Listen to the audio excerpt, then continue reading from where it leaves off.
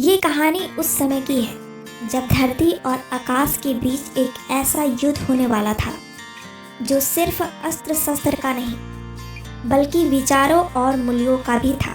एक ओर था लंका का सम्राट रावण, शक्ति, समृद्धि और ज्ञान का प्रतीक, पर साथ ही अभिमान, अहंकार और स्वार्थ का बंदी। उसके पास असंख्य रथ थे, सोने से जड़े हुए। उसकी सेना संगठित थी और वह स्वयं एक विशाल रथ पर सवार होकर गरजता हुआ चला आ रहा था। दूसरी ओर थे राम, शांत, सरल और नंगे पांव। ना उनके पास रथ था, ना कोई चमत्कारी शस्त्र। उनकी सेना भी बानरों और भालुओं की थी और युद्ध सामग्री के नाम पर केवल धनुष बाण और सीला पासान। फिर भी उनके चेहरे पर आत्मविश्वास और संयम की चमक थी। विभीषण ने यह सब देखा तो बहुत चिंतित हुआ। राम बिना रथ के रावण के सामने टिकेंगे कैसे? बड़ी विनम्रता से विभीषण ने कहा, हे प्रभु, ना आपके पास पैरों में जूते हैं, ना सवारी के लिए रथ। ऐसे में आप रावण से युद्ध कैसे करेंगे? युद्ध में रथ तो आवश्यक है। यह सुनकर राम ने मुस्कुराकर विभीषण को समझाया, विभीषण, जिस रथ से युद्ध जीता जाता है वह तो मेरे पास है। देखो, मेरे पास जो रथ है उसमें बल और धैर्य के पहिए हैं।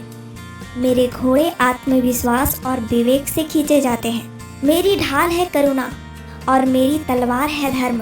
मेरे पास बड़ों के आशीर्वाद का ऐसा कवच है जिसे रावण के बाण कभी भेद नहीं सकते। हे मित्र, ऐसा धर्ममय रथ जिसके पास हो उसका शत्रु कुछ नहीं बिगाड़ सकता। राम की बातों से विभीषण की आंखों में चमक आ गया। तभी सामने गरजता हुआ रावण आ खड़ा हुआ। कहने लगा, राम, तूने मुझ जैसे वीर से कभी युद्ध नहीं किया। मेरा नाम सुनकर सारा संसार कांपता है। मैं आकाश की ओर देखूं तो वर्षा होने लगती है। देवता भी मेरे लोहा मानते हैं। देव, अनुज, यक्ष, किन्नर सब मेरे वश में है। काल को मैंने बांध रखा है।